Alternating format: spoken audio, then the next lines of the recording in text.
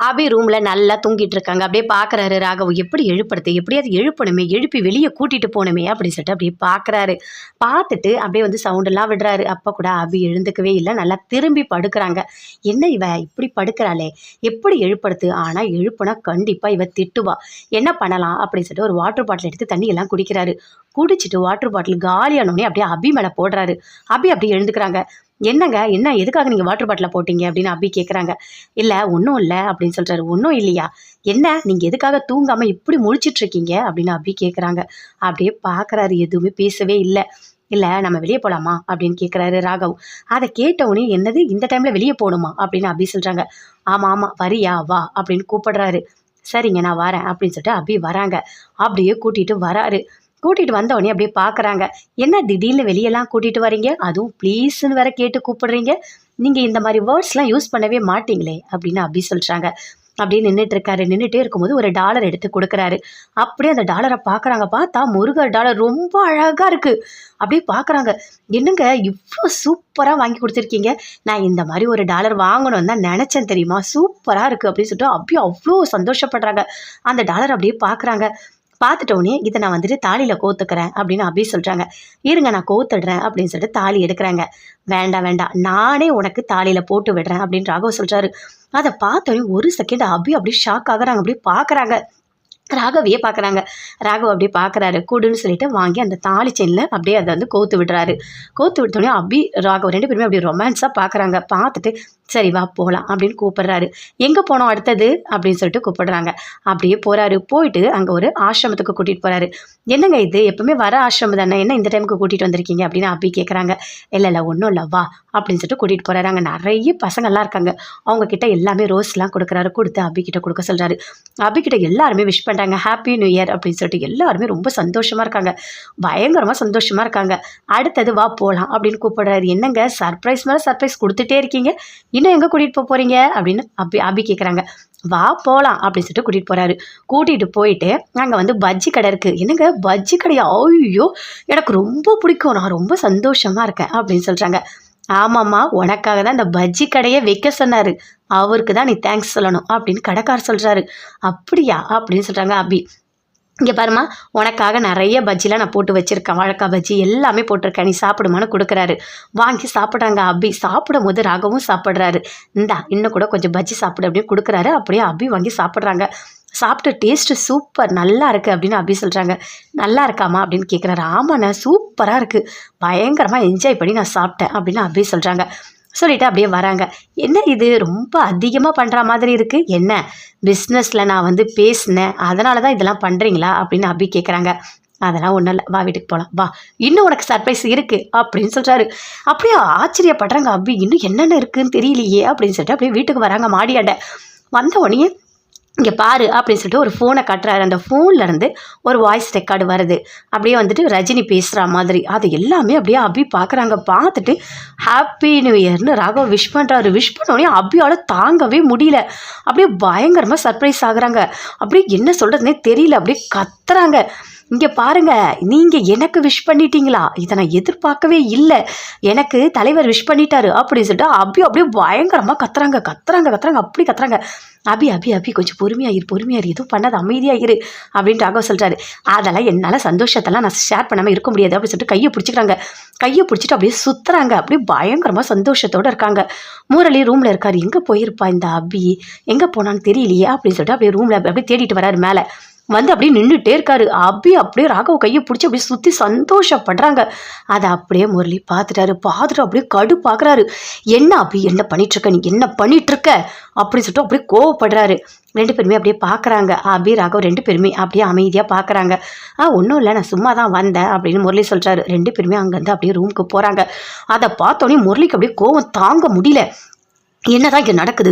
ஐயோ அபி நீ நீ நீ எப்படி இவன் கூட இவ்வளோ சந்தோஷமாக இருக்க, அதுவும் அவன் கையை பிடிச்சிக்கிட்டு சுத்துற, நான் ஒத்துக்க மாட்டேன் அபி, ஒத்துக்க மாட்டேன், கண்டிப்பாக நடக்கவே கூடாது அபி அப்படின்னு சொல்லிட்டு அப்படி வெறி பிடிச்ச மாதிரி போகிறாரு. பயங்கரமாக கோவத்தோட உள்ளே போகிறாரு. அபி ரொம்ப சந்தோஷமாக போகிறாங்க. உள்ளே போனவுடனே ராகவ் கிட்ட பேசுகிறாங்க. என்ன இது இவ்வளோ பண்ணுறீங்க, ஆனால் நீங்கள் இவ்வளோலாம் நான் பண்ணுவீங்க நான் நினச்சி கூட பார்க்கல அப்படின்னு சொல்கிறாங்க. இதில் என்ன இருக்குது, எனக்கு தோணுச்சு நான் பண்ணேன், அவ்வளோதான், வேறு ஒன்றும் இல்லை அப்படின்ற ராகவ் சொல்கிறாரு. இல்லையே, எனக்கு பிடிச்ச பஜ்ஜி, முருகர் டாலர், விஷ் பண்ணுறது, அப்பப்பப்பப்பப்பா இதெல்லாம் கண்டிப்பாக நடக்கும் நான் நினச்சி கூட நான் பார்க்கல. ஆனால் நீங்கள் பண்ணது எனக்கு ரொம்ப ரொம்ப சந்தோஷமாக இருக்குது அப்படின்னு அபி சொல்கிறாங்க.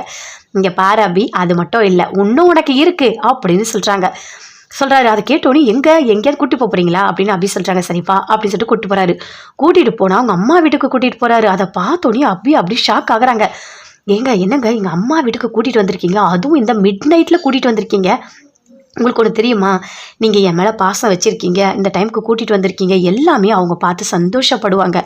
ஆனால் நீங்களும் நானும் சேர்ந்து வாழ போகிறது கிடையாது. கண்டிப்பாக நான் உங்களை விட்டு பிரிஞ்சு தான் போக போகிறேன். அதை அவங்க நினச்சா எவ்வளோ ஃபீல் பண்ணுவாங்க. வேண்டாங்க, வேண்டாம், நாம் இங்கேருந்து போயிடலாம், எங்கள் அம்மா அப்பா மனசை கஷ்டப்படுத்த வேண்டாம் அப்படின்னு அபி சொல்கிறாங்க. சரி வா போகலாம் அப்படின்னு ராகவ் வீட்டுக்கு கூட்டிகிட்டு வராரு. கூட்டிகிட்டு வந்தோடனே, சரி உங்கள் அம்மா அப்பாவுக்கு ஃபோனாச்சும் பண்ணி பேசலாமா அப்படின்னு ராகவ் சொல்கிறாரு. சரிங்க, இதில் என்ன இருக்குது அப்படின்னு அபி சொல்கிறாங்க. அதே மாதிரி ஃபோன் பண்ணுறாரு. ஃபோன் பண்ணி எல்லாமே சந்தோஷமாக பேசிகிட்டு இருக்காங்க, விஷ் பண்ணுறாங்க, எல்லாமே பண்ணுறாங்க. அப்புறம் ஃபோனை கட் பண்ணிட்டோன்னே அபி பயங்கரமாக சந்தோஷப்படுறாங்க. எல்லாத்தையுமே யோசிச்சு பார்க்குறாங்க. என்ன இவர் ஆசிரமத்துக்கெலாம் கூட்டிகிட்டு போகிறாரு, இவ்வளோ சந்தோஷமாக நம்மளை பார்த்துக்கிட்டாரு அப்படின்னு சொல்லிட்டு அவ்வளோ பயங்கரமாக சந்தோஷப்படுறாங்க. அப்படியே முரளி உள்ளே போனோடனே அவ்வளோ கடுப்பு ஆகிறாரு. என்ன இவன் எதுக்காக அபி கிட்ட இவ்வளோ பாசமாக நடந்துக்கிறான், அதுவும் அபி கையை பிடிச்சிட்டு சுத்துறா. இவ்வளோ சந்தோஷமாக இருக்கக்கூடாது அபி, நீ இருக்கக்கூடாது, நான் உன்னை விடமாட்டேன் அப்படின்னு சொல்லிட்டு அப்படியே பயங்கரமாக கோவத்தோடு இருக்காரு. என்ன பண்ணலாம், ஏதாவது ஒன்று பண்ணணும் அப்படின்னு சொல்லிட்டு எல்லாருமே சேர்ந்து ஹாலில் சந்தோஷமாக பேசிகிட்டு இருக்காங்க. பாட்டி அபி எல்லாருமே பேசிகிட்டு இருக்காங்க. ஹாப்பி நியூ இயர்னு சொல்லிட்டு சந்தோஷமாக பேசிகிட்டு இருக்காங்க. அப்போ முரளி வராரு, பின்னாடியே அஞ்சலியும் வராங்க. அப்படியே முரளி கோவமாக நின்றுட்டுருக்காரு. என்ன அபி, ரொம்ப சந்தோஷமாக இருக்கியா, ஓ சந்தோஷத்தை தான் நேராக பார்த்தனே, ஐயோ அப்படின்னு சொல்லிட்டு அப்படியே கடுக்கடுன்னு இருக்காரு. அப்படியே பார்க்குறாரு ஆகாஷ். ஏதாவது பண்ணணுமே, முரளியை விடக்கூடாது அப்படின்னு சொல்லிட்டு அப்படியே கிண்டலாக பேசுகிறாரு. முரளி பொறுமையாக இருக்காரு. அப்படியே கோவமாக வருது. ஒரு ஸ்டேஜுக்கு மேலே பயங்கரமாக ஒரு கோவம் வருது. என்னங்க அப்படின்னு அஞ்சலி கேட்குறாங்க. அப்படியே கத்துறாரு, பயங்கரமாக கத்துறாரு. அஞ்சலி அப்படியே பயப்படுறாங்க. என்னங்க இப்படி கோவப்படுறீங்க அப்படின்னு அஞ்சலி கேட்குறாங்க. அதை கேட்டோன்னே அப்படியே கோவமாக வருது. ராகவ் ஆகாஷ் எல்லாருமே அப்படியே அடிக்க வராங்க முரளியே. எல்லாருக்கிட்டையும் அப்படியே கோவமாக பேசுகிறாரு. அதை பார்த்தோன்னே இருங்க வச்சு அமைதியாக இருங்க, முரளி வேற யாரும் இல்லை, நம்ம வீட்டு மாப்பிள்ளை, அவர் மேலே நீங்கள் எதுக்காக இப்படி கை வைக்க போகிறீங்க அப்படின்னு சொல்லிட்டு பாட்டி அப்படியே கோவப்படுறாங்க. என்னதான் இருந்தாலும் அக்கா மேலே இவ்வளோ கோவத்தை காட்டுறான், இவனுக்கு எப்படி இவ்வளோ தைரியம் வந்தது, யார் மேலேயும் இருக்க கோவத்தை அக்கா மேலே காட்டிகிட்டு இருக்கான் அப்படின்னு சொல்லிட்டு ஆகாஷ் ராகவ் 2 பேருக்குமே அப்படியே பயங்கரமாக கோவம் வருது. திட்டுறாங்க. இங்கே பாருங்கள், நீங்கள் 2 பேருமே திட்டக்கூடாது, புரியுதா, அவர் மாப்பிள்ளை, அவங்க பொண்டாட்டி அவர் கோவத்தை காட்டுறாரு, நீங்கள் எதுக்காக இப்படி பண்ணிகிட்ருக்கீங்க, நம்ம வீட்டு மாப்பிள்ளையை நம்ம மதிக்க வேண்டாமா அப்படின்னு பாட்டி அப்படியே கோவமாக பேசுகிறாங்க. அதை கேட்டோன்னே அப்படியே முரளிக்கு கோவமாக வருது, பயங்கரமாக கோவப்படுறாரு. இருங்க நீங்கள் எதுக்காக இப்படி கோவப்படுறீங்க அப்படின்னு அஞ்சலி சொல்கிறாங்க. பின்ன வேற கோவப்படாமல் என்ன பண்ணுவாங்க, உங்கள் அக்காவை நான் கல்யாணம் பண்ணியிருக்கேன், அதுக்காக நீங்கள் பேசுறதுலாம் பொறுத்து போகணும்னு எந்த அவசியமும் எனக்கு இல்லை அப்படின்னு சொல்கிறார். அப்படியே சுந்தரிலாம் பார்க்குறாங்க. எதுவுமே பேசவே இல்லை. இங்கே பாருங்க, நீங்கள் எதுக்காக, மாப்பிள்ளை தானே அவரு, என்னோட வீட்டுக்காரர் தானே, எதுக்காக நீங்கள் இப்படி பேசுகிறீங்க அப்படின்னு ராகவ் மேலே ஆகாஷ் மேலேயும் அப்படியே அஞ்சலி கோவப்படுறாங்க. இங்கே பாருங்கக்கா, நீங்கள் கோவப்படுறதுல எந்த அர்த்தமும் இல்லை. இவர் அவ்வளோ கோவமாக உங்ககிட்ட கத்துறாரு, நீங்கள் மாசமாக தானே இருக்கீங்க, இப்போ வந்து உங்ககிட்ட அவ்வளோ கோவமாக நடந்துப்பாங்களா அப்படின்னு ஆகாஷ்க்கு அப்படியே கோவமாக வருது. இவன் ஒன்றும் நல்லவனே கிடையாது, சரியான அவன் அப்படின்னு சொல்லிட்டு அப்படியே ஆகாஷ் மனசுக்குள்ளேயே நினைக்கிறாரு. அப்படியே முரளிக்கு ரொம்ப கோவம் வருது. இங்கே பாருங்கள், யாரும் இப்போ பேச வேண்டாம், அமைதியாக இருங்க, எல்லாரும் அவங்கவுங்க ரூமுக்கு போங்க, எதுவாக இருந்தாலும் அப்புறம் பேசிக்கலாம் அப்படின்னு பாடி சொல்கிறாங்க. வாங்க போகலாம் அப்படின்னு சொல்லிட்டு அஞ்சலி கூட்டிகிட்டு போகிறாங்க. அப்படியே கோவமாக போகிறாரு முரளி. ஏற்கனவே இந்த அபிக்காக தான் நான் இங்கே இருக்கேன், அபி என்னடானா அந்த ராகவ் கூட கை கோத்து அப்படியே அவ்வளோ சந்தோஷமாக என்ஜாய் பண்ணிட்டு இருக்கா நியூ இயரை. அவன் வேற விஷ் பண்ணுறான், இவ்வளோ சந்தோஷமாக இருக்கா. ஆனால் இங்கே என்ன நடக்குது, என்னை கிண்டல் பண்ணி என்னை நக்கல் எடுத்துட்டு இருக்காங்க, இதுக்கு தான் நான் இங்கே இருக்கணும் அப்படின்னு சொல்லிட்டு அப்படியே முரளி தானாகவே பேசிகிட்டு இருக்காரு. பயங்கரமாக கோவப்படுறாரு. அஞ்சலி பார்க்குறாங்க, ஆனால் கிட்ட போகவே இல்லை. இவர் ஏதோ பயங்கரமாக கோவத்தில் இருக்காரு, கொஞ்சம் சரியாகட்டும் அப்படின்னு சொல்லிட்டு அமைதியாக போய் படுக்கிறாங்க. எதுவுமே பேசவே இல்லை.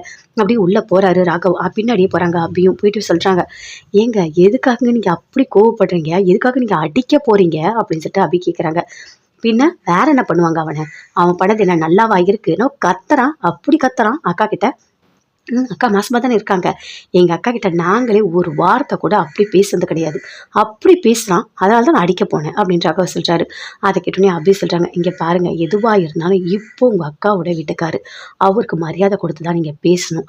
அவங்க மனசு எவ்வளோ கஷ்டப்படும். அஞ்சலி அக்காவை பார்த்தீங்களா, அவங்க அழறா மாதிரி ஆயிட்டாங்க. அதை பார்க்கும்போது எனக்கே ரொம்ப கஷ்டமாக இருக்குது அப்படின்னு அபி சொல்கிறாங்க. அதை கேட்டோன்னே ராகவ் எதுவுமே பேசவே இல்லை. அப்படியே அமைதியாக போய் படுத்துட்டாரு. ஒரு பயங்கரமாக யோசிச்சுட்ருக்காங்க. பாவம் அஞ்சலி அக்கா அப்படின்னு சொல்லிட்டு அபி யோசிச்சுட்ருக்காங்க. அனு ஆகாஷ் 2 பேருமே உள்ளே போகிறாங்க. போனவொடனே அனு கேட்குறாங்க, ஆகாஷ் நீ எதுக்காக அடிக்க போகிற, தப்பு தானே அப்படின்னு சொல்லிட்டு அனு கேட்குறாங்க. அவன் நல்லவனா, அவன் எப்படியாப்பட்டவன் நமக்கு தெரியும்ல, என்ன அக்காவுக்கு தெரியாது, அதனால் அக்கா விட்டு கொடுக்காம பேசிட்டாங்க. ஆனால் அவனும் நல்லவன்லாம் கிடையாது. அவனை நல்லா 2 வச்சு வாங்கினா தான் அவனா அடங்குவான். நேரம் கிடைக்கும் போதெல்லாம் அவனுக்கு இருக்குது அப்படின்னா ஆகாஷ் சொல்கிறாரு. அதை கேட்டோன்னே அனு சொல்கிறாங்க, உங்களுக்கு எல்லா உண்மையும் தெரிஞ்சிடுச்சுன்றதுக்காக நீங்கள் இப்படி தான் நடந்துப்பீங்களா?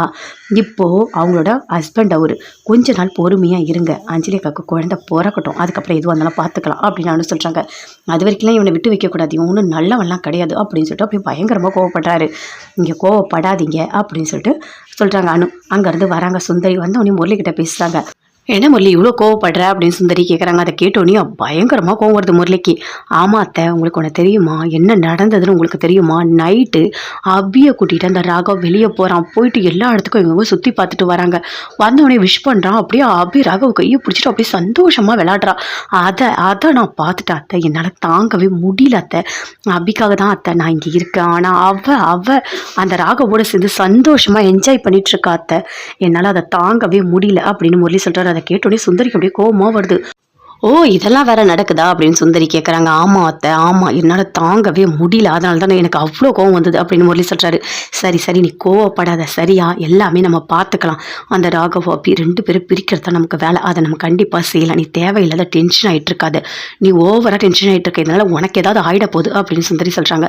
இல்லை அத்தை, எனக்கு எது ஆனாலும் பரவாயில்ல, என்னால் இதெல்லாம் தாங்கவே முடியல அத்தை, எனக்கு அவ்வளோ கோவம் வருது. அது மட்டும் இல்லை, அந்த ஆகாஷ் எப்படி கிண்டலாக பேசுகிறான், நக்கலாக பேசிகிட்டு இருக்கான்.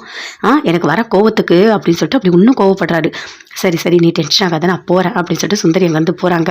போகும்போது யோசிக்கிறாங்க, இவன் என்ன அபின்னு பைத்தியமாக அலையிறான், இதில் இவ வேற இப்படி பண்ணிட்டு இருக்கா, அதான் போல இவனுக்கு எவ்வளோ கோவம் வருது, என்ன நடக்க போகுதுன்னே தெரியல அப்படின்னு சொல்லிட்டு சுந்தரி போகிறாங்க.